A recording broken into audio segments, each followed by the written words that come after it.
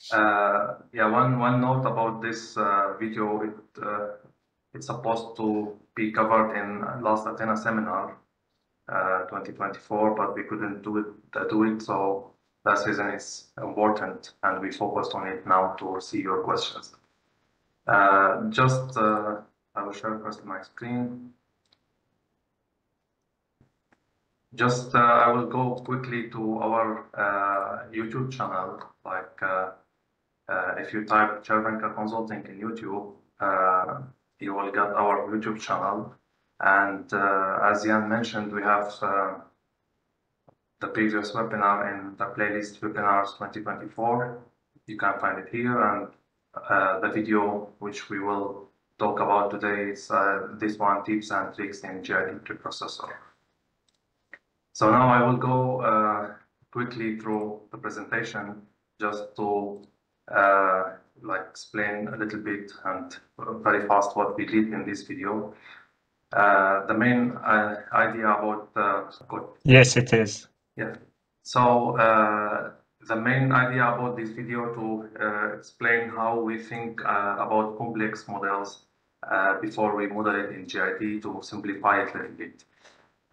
We were speaking about 3 examples. One of them, this one, is a grouted connection for the offshore wind turbine, and you can see the model is here on this on the right picture. It's about pin steel going inside the steel pile, and the space here we will fill it by grout or very high strength concrete.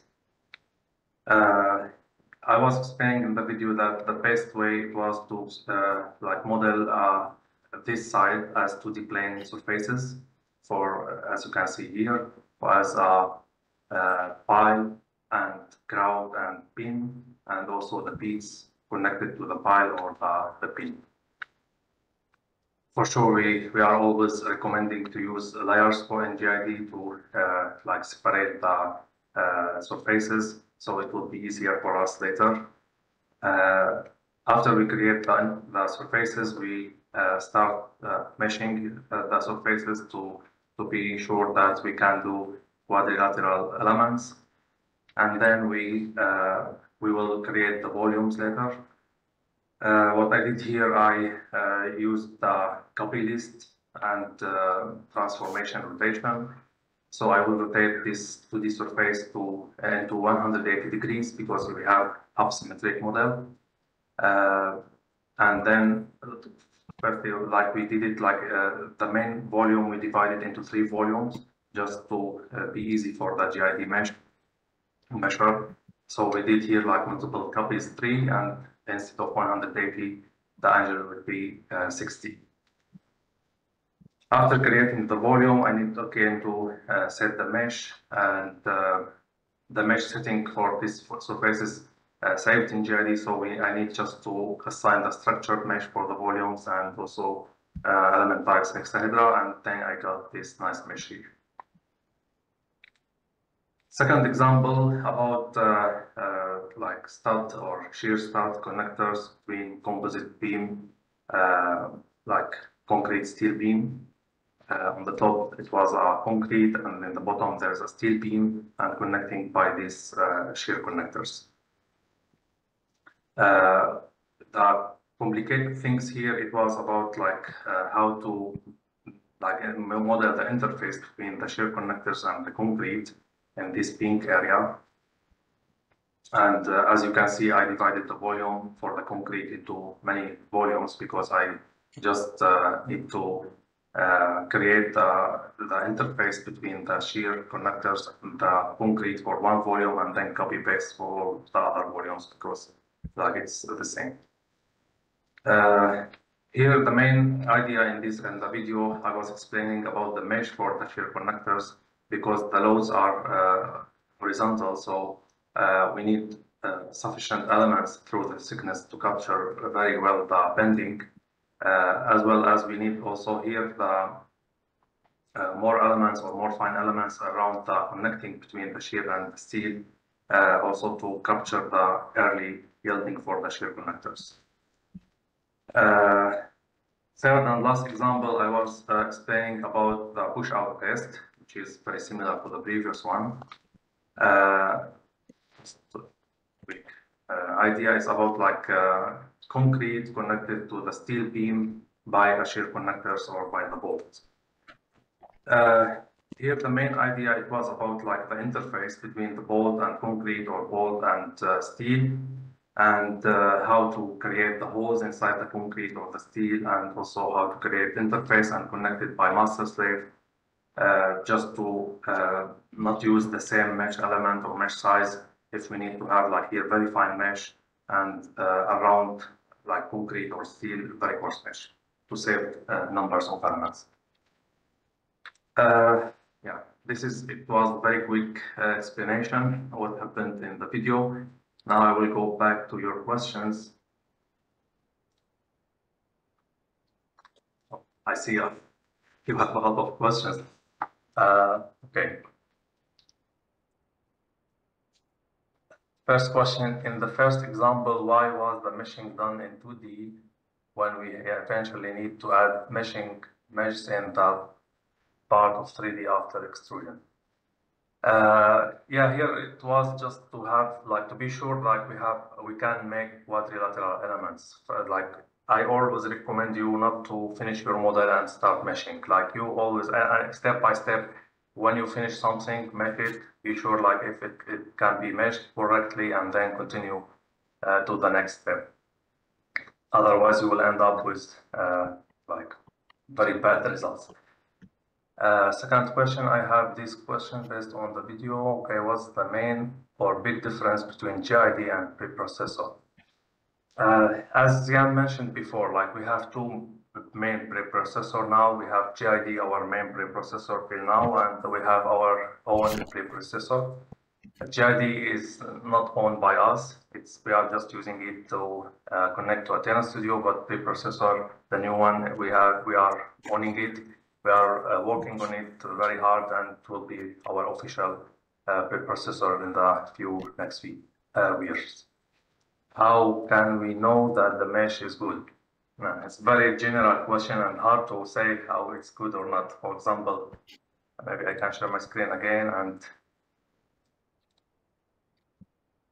if you have, for example, a slab beam and you want to load it by vertical load, you need for sure like through the thickness 6 elements if you have solid material. And if you have, for example, this here, you can see my screen.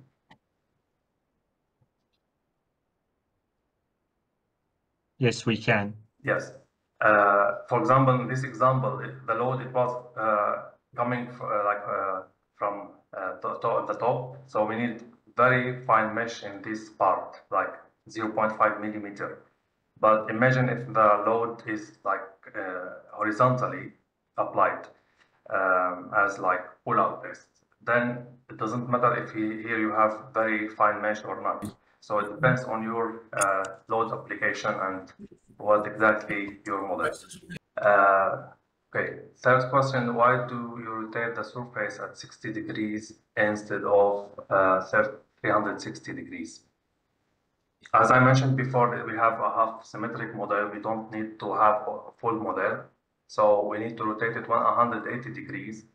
But also, as I mentioned, we divided the volume into 3 parts. So that's the reason, like we need to each volume be like, so here you can see I divided the main volume into 3 volumes. So each volume it needs 60-degree rotation. How do we know which direction the volume will be rotated? Yeah, okay, here I can show you quickly just very simple model like this, for instance, and I need to rotate this surface volume, and I need to have rotation, for instance, 180 degree. It depends on the right hand rule. So firstly, I should check the swap normal for the line. As you can see, I hope you can see it, like it's starting from this point and ending in this point. Is the blue arrow going from top to the bottom. So if I have like that, if I will apply the right hand, so if it's like from the top to the bottom, so it will be like this. If it's from this point to this point, so if I do it like from this point to this point, because I want to rotate, let's say, around this line, okay?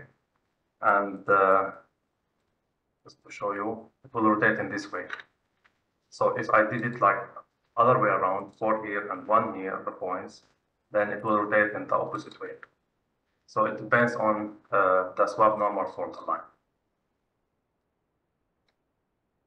By rotating surface, you have created 3 volumes. So do we have to connect the interface between these volumes as well? No, you don't need to have interface at all between them. They are all together one material and one single volume, should be one single volume. You don't need to have any interface between these 3 divisions. And the example 2, if we want to be more closer as possible to our lab experiment results, so do we have to create more finer mesh? Yeah, here if you see the comparison in the video, it was between, as you see here, the green line, it was about the coarse mesh, and the, let's say, orange one, it was about the fine mesh. And here it was the comparison. Here you can see it. This is the coarse mesh and this is the fine mesh, and that was the main issue and the main trick here in this model. If we need to add welding between shear connectors and steel plate, how? Yeah, this is a little bit tricky, but you can do that by using interface between the shear connectors and between the steel. You need to use interface here, and what you can do, you can copy the surface for the shear connector into extra surface and create the interface between them, and then this extra surface connected to the steel beam by master slave. What you should be careful like about this interface, like you should have it the same, or for properties for the interface should be the same tensile for the steel, for the welding, okay? So FT and the cohesion in the interface material should be 300 or 360, whatever the welding tensile. Why the steel plate has been divided into many parts? In the example 2, yeah, this one. I divided into this part just, for instance, here, like to not have any master slave between the stiffer and the plate, or the wings and flanges.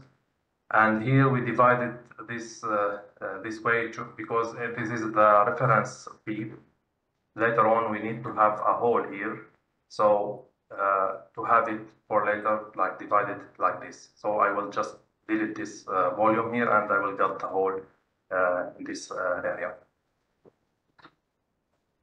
In the last example, why do we need to create the interface between nut and flange? Also, they both are made of steel, so there's no bonding between them. I don't really understand your question, but if you mean like there's 2 same materials, you don't need interface, so it's wrong. Like it doesn't relate to the materials. If you have 2 volumes not sharing the same surface, you need to connect them by master slave or by interface. Otherwise, the software will not understand these 2 volumes next to each other. They will be going inside each other. Yes, they will overlap. If the steel material model in Athena considers a rupture, no. Bone misses material in Athena, there is no rupture. There's like always when you reach the yielding strength, then you will continue as hardening forever. Or you can set the hardening 0 to be in the plastic region. Yeah, I noticed some of you answering. If you want to communicate, you can unmute yourself and speak directly. I cannot see text if you are answering me when I'm asking. Mert asking, why should we change the direction for the surface by swap normal before creating the interface? This is to, you mean the swap normal just to be sure that the mesh will be generated correctly for the interface. Imagine we have two, like the interface is 0 volume, so two nodes will be above each other. So the software should understand this node from this side and this node from this side, not the other way around. So the swap normal is like they should be always opposite to each other, like, and always going inward, yes, inside. How can we understand that the interface is generated properly and not overlapping? Yeah, there's again, like the best way how to understand it is when you run in Athena Studio your model, you activate just the interface layer and then generate or activate the deformation and try to understand if it's working properly or not. The best is to activate interface displacement, and then you will get dv1, dv2, and du. Usually du is displacement in normal direction, and dv1, dv2 is the displacement in tangent direction. du is the best in most cases to see if there's opening of the interface or if it's overlapping. Is it possible to define interface with variable properties along the lengths of contact? Yeah, I'm not sure about what you are asking about here. If you can clarify it. Yeah, let's say that we have two elements that have been contacted to one another. For example, 3D printed specimens. The bond between them is better in some regions and weak in some other regions. When we create the interface, instead of having a constant shear strength, is it possible to have variable shear strengths, or we should divide the two volume elements to separate volumes and create interface for each one of them separately? Yeah, I think you should create them separately, but I'm not sure. But please, let's concentrate on our video. What the topics in our video, not about like 3D printing or any other topics. Yes, if you have any questions about general topics, please send it to chervenka.cz. Thank you. Okay. Is there a way to monitor our output displacement between 2 points in Athena? Yeah, sure. You can do that by setting the monitor, yes, from GID. Can we use arc length method with interface with elastic predictor? You can use arc length, but you cannot use elastic predictor. With interface, always you should use tangent predictor with search line method. Anas is answering yes. I don't know what yes means, but you can unmute yourself when you want to just answer. Maybe I was asking something. Why do we sometimes lose the monitor points when running the simulation, even though they are assigned, no data is generated? Never happened to me, so I'm not sure what you are asking, but if you have any problems, please send us the model and we can check this issue. Can we import ANSYS model to GID or Abacus? Yeah, please concentrate your questions on the topics in this video. I will maybe answer later if any time, but just quickly, yes, you can, because like in GID, you can change your problem data to Athena, from Athena, sorry, to ANSYS, and then import your file as ANSYS file, then export it and then import it. So it's possible, yes. Please remind me with that, Mert, if any time like we have it later, like I can show you quickly about that. Is it possible to, yes, is it possible to capture the crack propagation of a discrete existing crack and dynamic mesh refinement as it progresses either in Athena 3D or Athena Science?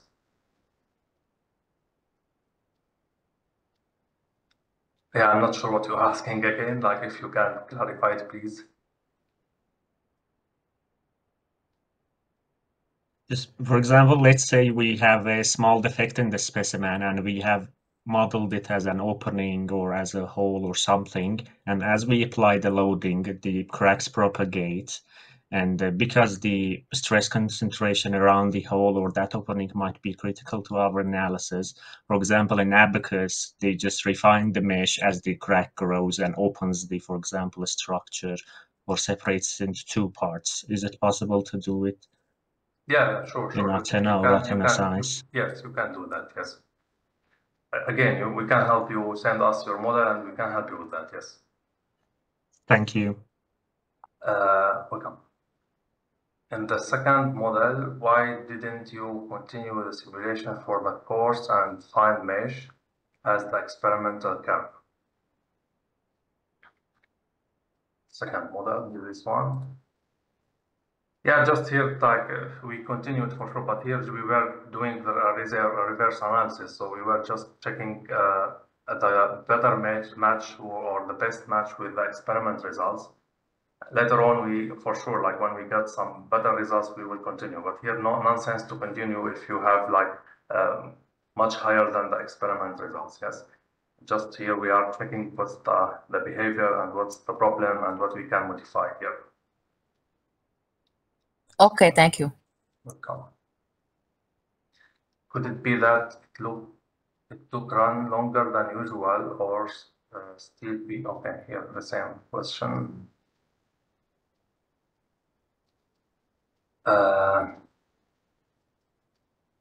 What would be the fastest way to change the geometry of surface connected with an interface?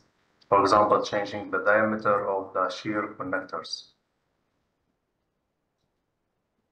Yeah, you should create it again. There's like this is my way. It's the best way, and to avoid any problems, you should delete the interface and then create it again when you change the geometry. Yes, you don't need to go through this scale and then everything messed up. And so better always when you want to generate a geometry connected to the interface, delete the interface, and then when you have the new geometry, create it again. When creating complex surfaces, I often use AutoCAD to draft the designs, which I then imported to GID. However, I frequently encounter issue where intersections between lines aren't recognized, requiring me to recreate certain sections. Additionally, curved lines sometimes fail to be identified correctly by GID, forcing manual adjustment. Could you please clarify which version of AutoCAD are most compatible with GID? Also, does the type of line used affect the compatibility? It doesn't rely to what version of AutoCAD that, like always we have problems to import AutoCAD models into GID. But first of all, you should have the format as DXF. This is the most stable format.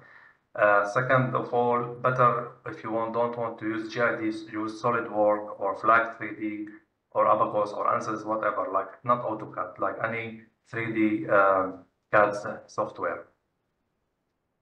Try to always simplify your model in AutoCAD. Otherwise, yes, you got some problems, and when you import it, and then you will try to modify it again. I'm working on a slipper model. There will be a ballast under the slipper. Okay, please remind me later to come back to this question. Yes, this is like about some different model.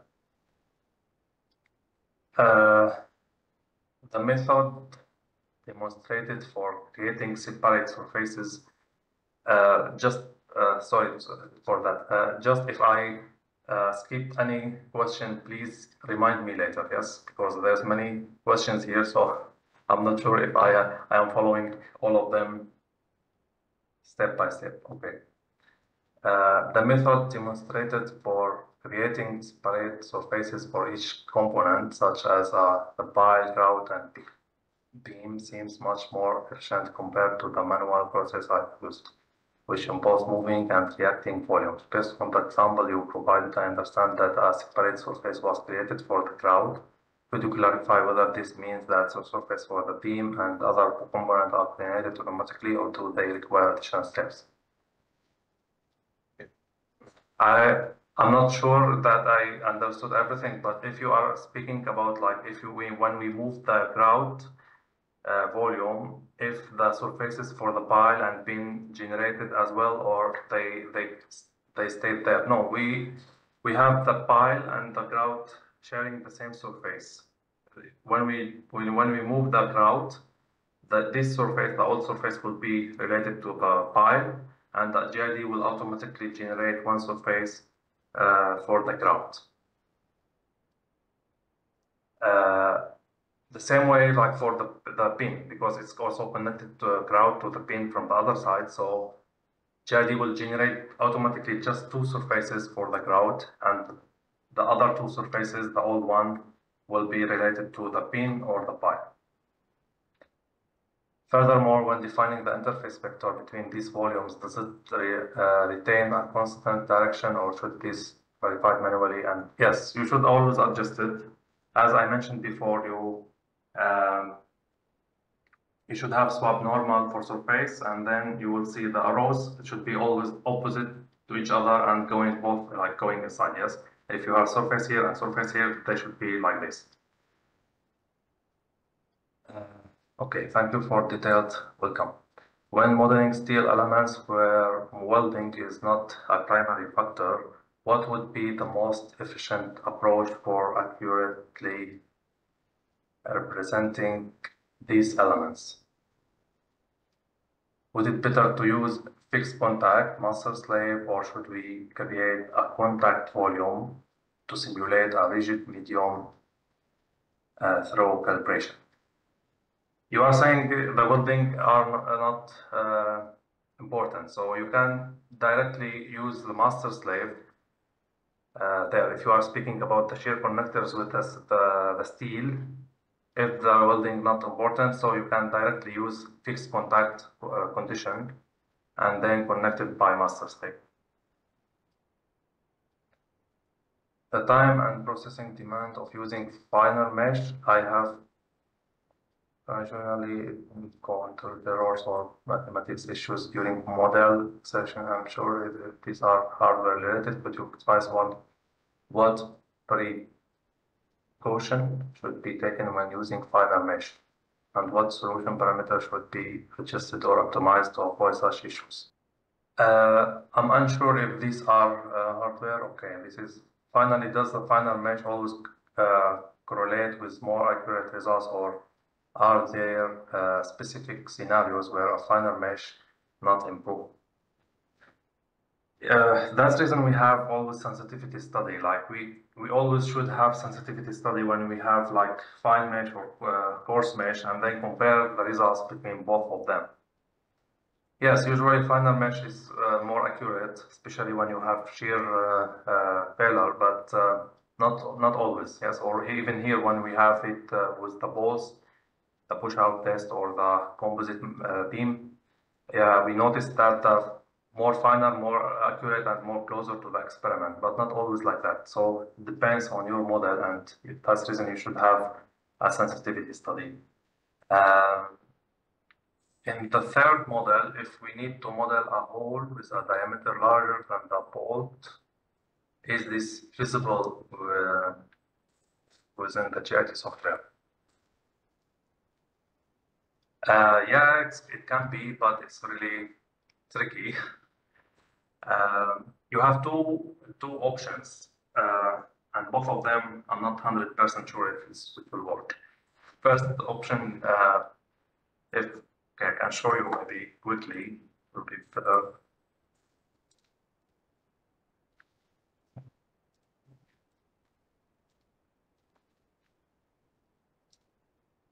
Create something like that. Okay, let's say this is your board, and I need to make an offset to create some sorry here. Oops.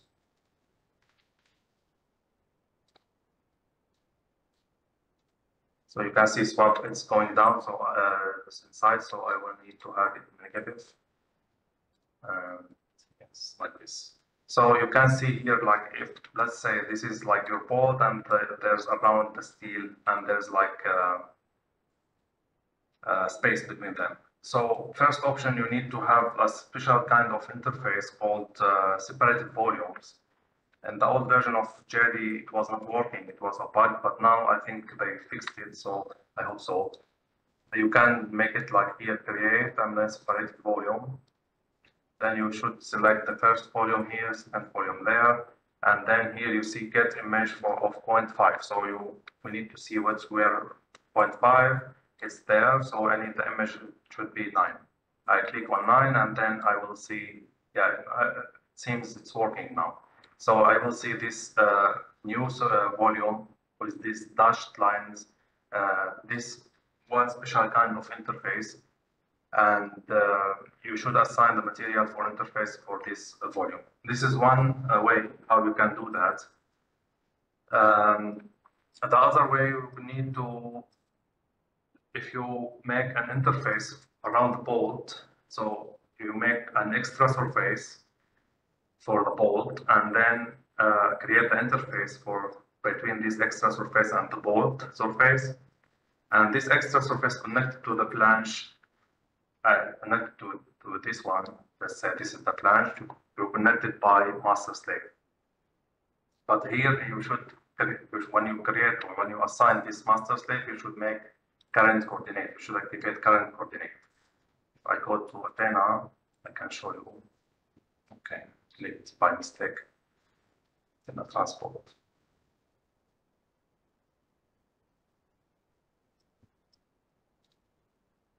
Just let me switch to static mode so I can show you.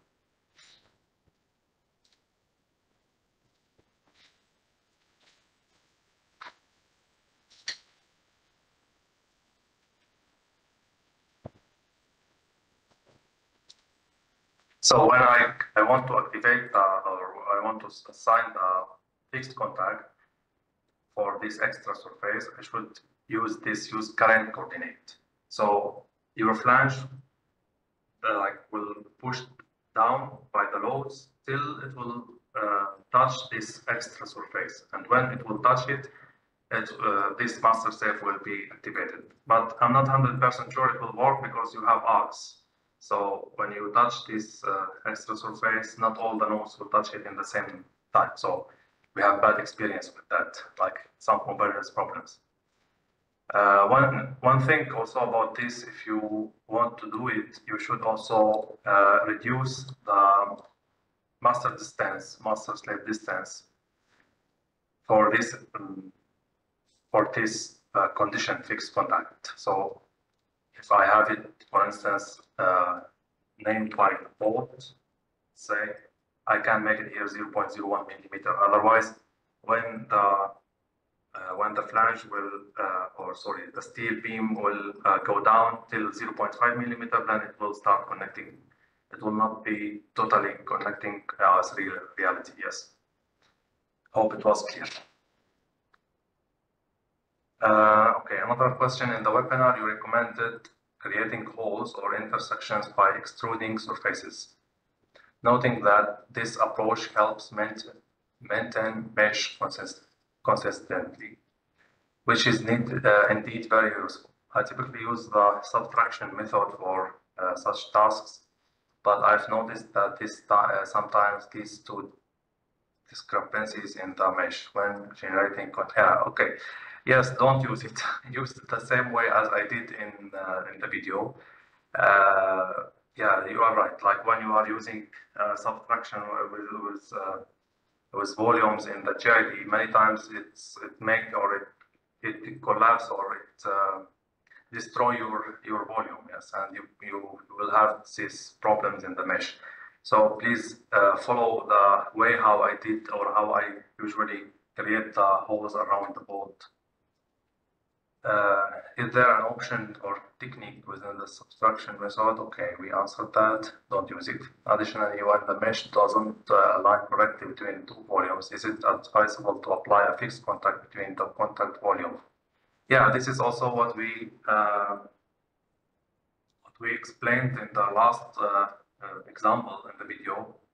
I mentioned that you can, if you don't have the same mesh or even the same size, one volume like has bigger surfaces than the other, you can make extra surface, use this extra surface to create this interface, and then this extra surface connected to the bigger surface by master slave. Why have you divided the beats into 4 divisions? Beats.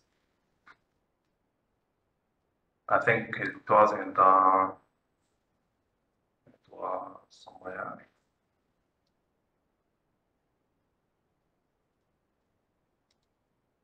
Somewhere here, yes.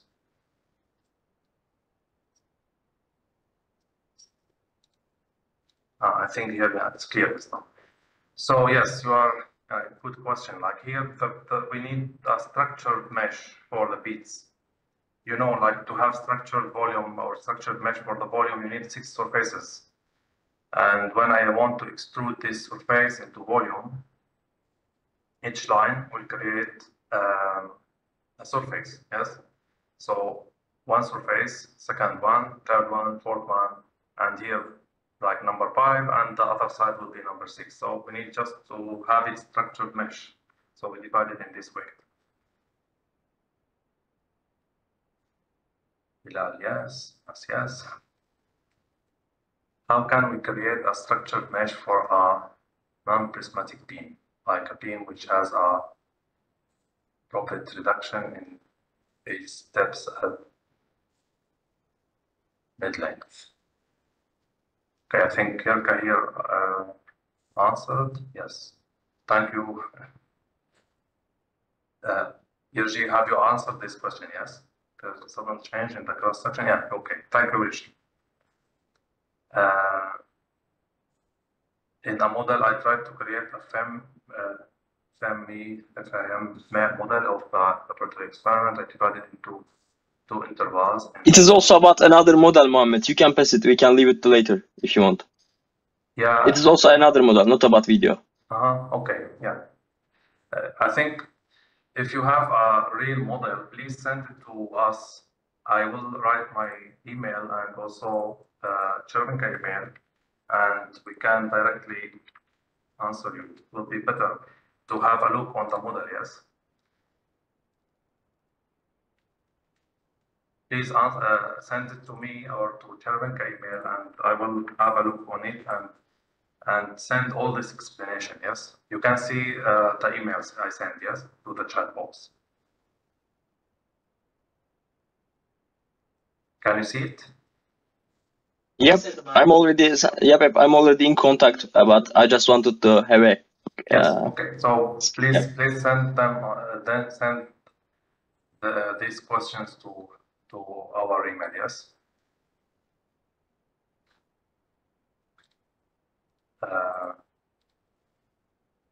Okay.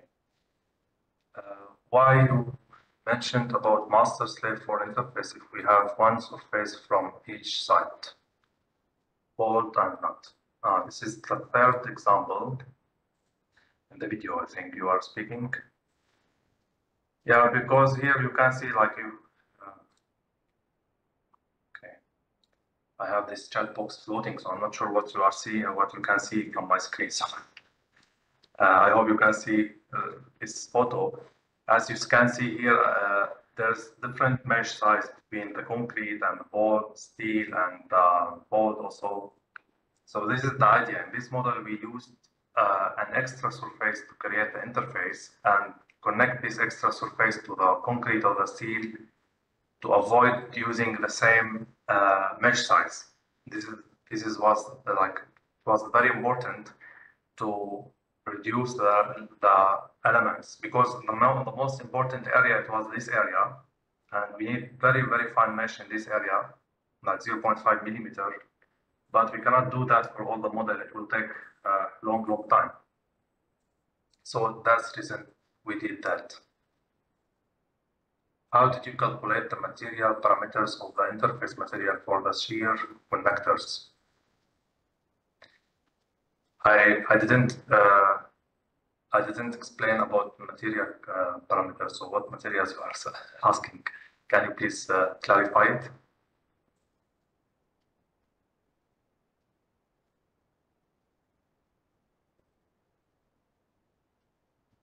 You can unmute yourself and just explain what material you are. But usually it's like I don't remember what we did or what we assigned interface material for these shear connectors.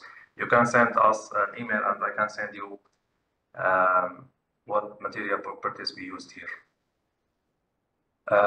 When you move the volume to create a new surface, is it important to keep distance 0? Yeah, this is a good question. Yes, it's very important in the new version of GID, GID 16, GID 17. It's important to keep the distance 0 when you move, when you have two volumes sharing the same surface. If you create a mesh and then you want to move one volume to create this extra surface, and then you create the mesh again, the GID measure doesn't keep the mesh the same in both volumes. You will see it many times, like it could change. And then if you create the interface, it will lead you to problems with like cannot create the interface the mesh because there's uncompatible mesh. So what you can do, you can keep the distance 0 when you move. You need just to create this extra surface. You don't need to move it 1 meter and come back or like move it again -1 meter. You can keep the distance 0 and you will create this surface. Or you can force GID to keep the division divisions for both volumes the same by using the option structure, mesh, structure lines, and then assign number of divisions. And then you will assign the number of divisions for both lines. Then you will force the GID to keep the division the same. How did you calculate the material? Okay, this is the answer. Can you explain in more detail in the definition of each interface material parameter, and specifically are the parameters? Okay. This is, as I mentioned and answered before, like this is not our topic now. We can maybe send you the definition of the material model by email if you send us this question. But now we are speaking about the modeling and meshing and creating interface, and not about the theoretical background of the material model.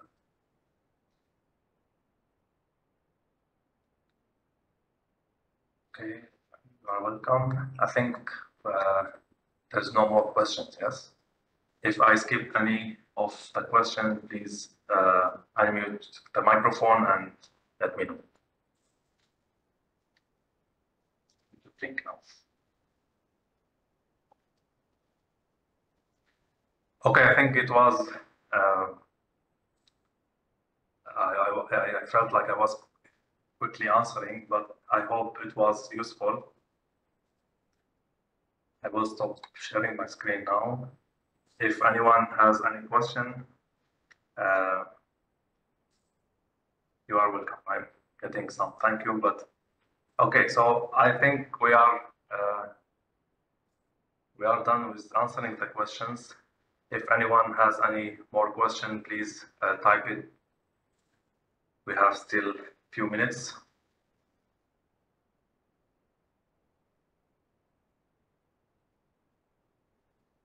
And as I mentioned, like if any models you have, or if any more questions, you can send us always to chervenka@chervenka.cz or to my personal email.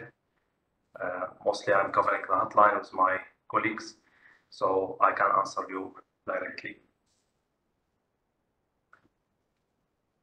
Thank you.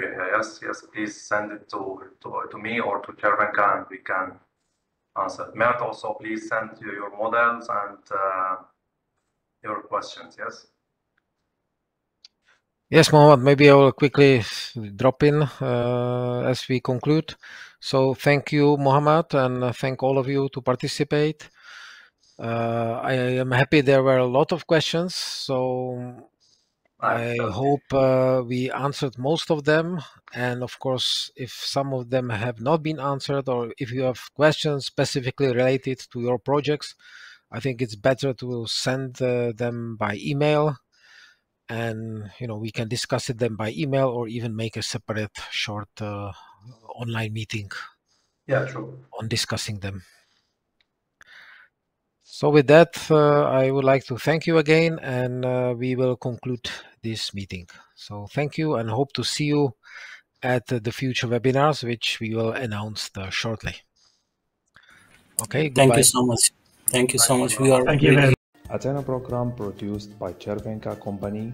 You can find us via the website and download the program from it, or on YouTube by name Chervenka Consulting, or in Facebook by name Athena.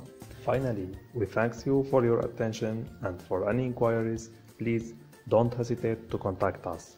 Have a nice day. Bye bye.